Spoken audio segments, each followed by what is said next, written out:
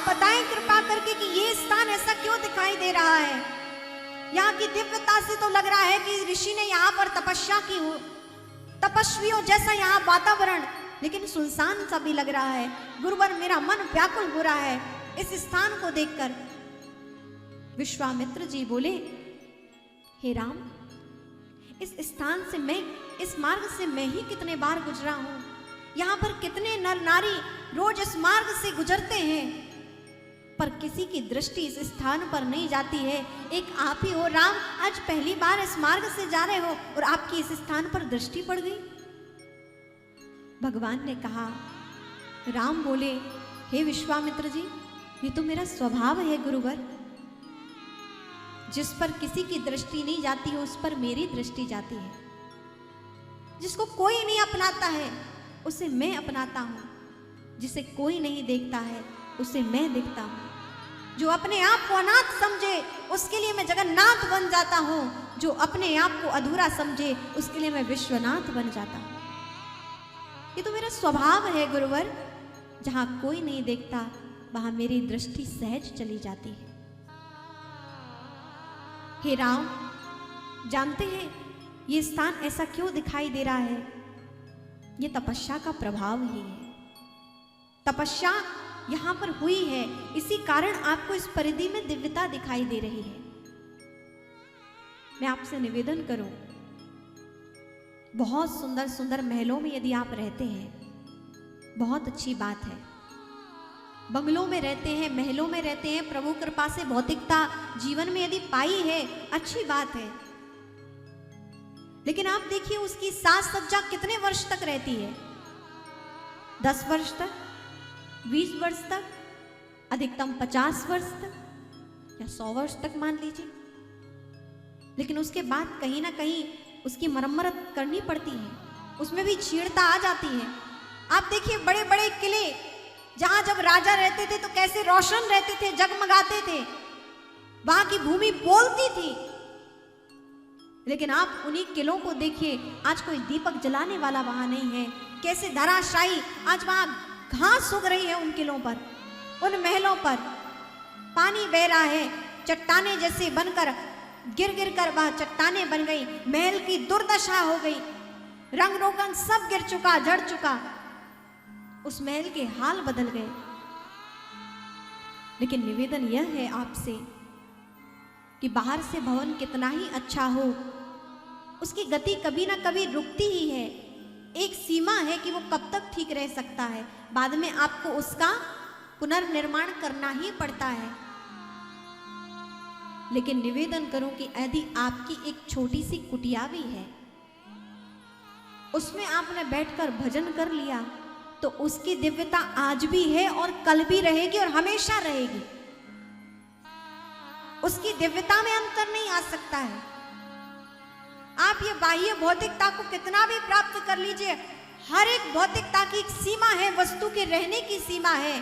वो कहीं ना कहीं समाप्त होती है, नाश होता है उस चीज का, उस वस्तु का।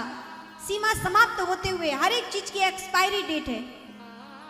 लेकिन प्रभु नाम ऐसा है, जिस स्थान पर बैठकर आप प्रभु की भक्ति करते हैं, प्रभु का नाम जाप करते हैं, उस स्थान में दिव्यता बनी ही रहती है और निरंतर बनी रहती है। इसलिए बहुत भौतिकता पाइएगा, सुंदर अपना घर सुसज्जित कीजिएगा, लेकिन उस घर के हृदय में अर्थात गर्भगृह में एक मंदिर भी बनाइएगा, जहां पर बैठकर आप भगवान की सेवा पूजा कर सको, वहां पर बैठकर आप भक्ति कर सको, वहां पर बैठकर आप प्रभु का स्मरण कर सको। क्योंकि बाहर जो आपने सजाया है, जो रंग किया है, जो सुसज्जित किया है, वो एक दिन कभी ना कभी उसका बिलगाव होता है, चीजें अव्यवस्थित होती हैं, समाप्त होती हैं।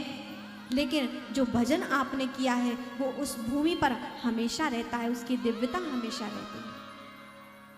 आज विश्वामित्र जी कहते हैं, राम, ये आप इस आश्रम की दशा देख रहे हो ना, ये भले ही बाहर से आज उजड़ गया है, बाहर से आपको ऐसा अव्यवस्थित दिखाई दे रहा है, लेकिन हे राम, इस परिधि में गौतम ऋषि की परम सधर्मणी अहिल्या देवी रहा करती थी।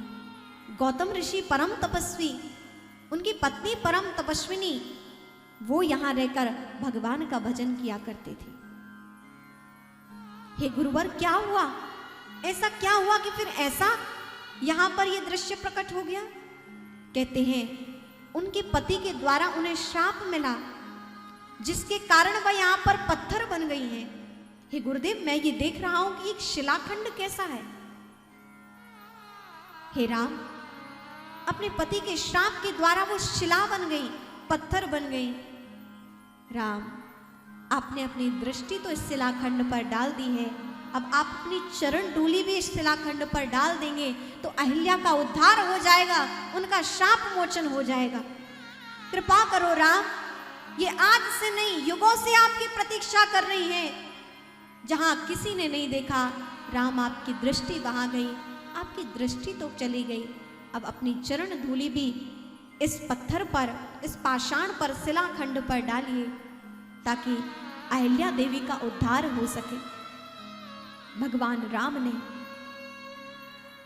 तुरंत ही उस शिलाखंड पर अपनी चरण धूलि का छुआव किया, स्पर्श कराया, तो कहते हैं तक्षण वह शिलाखंड देवी अहिल्या के रूप में प्रकट हो उठा है।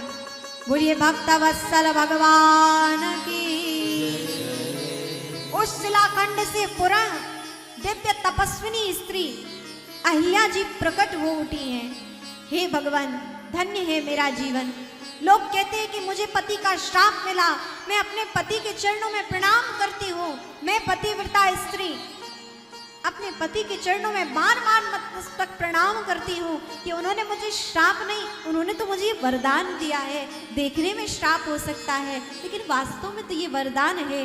हे प्रभु, जिसके कारण आपका दर्शन हो जाए वो श्राप कैसे हो सकता है? वो तो वरदान है ना। आज मुझे आपके दर्शन हुए और मूल में इसमें मेरे पति की कृपा ही है।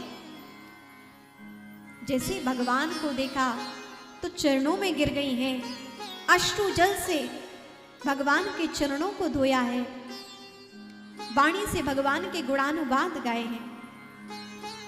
गौतम नारी शापवश उपल देह धर धी,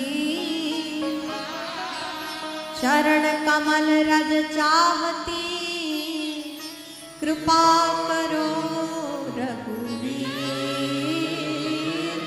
कृपा करो रघुवीर।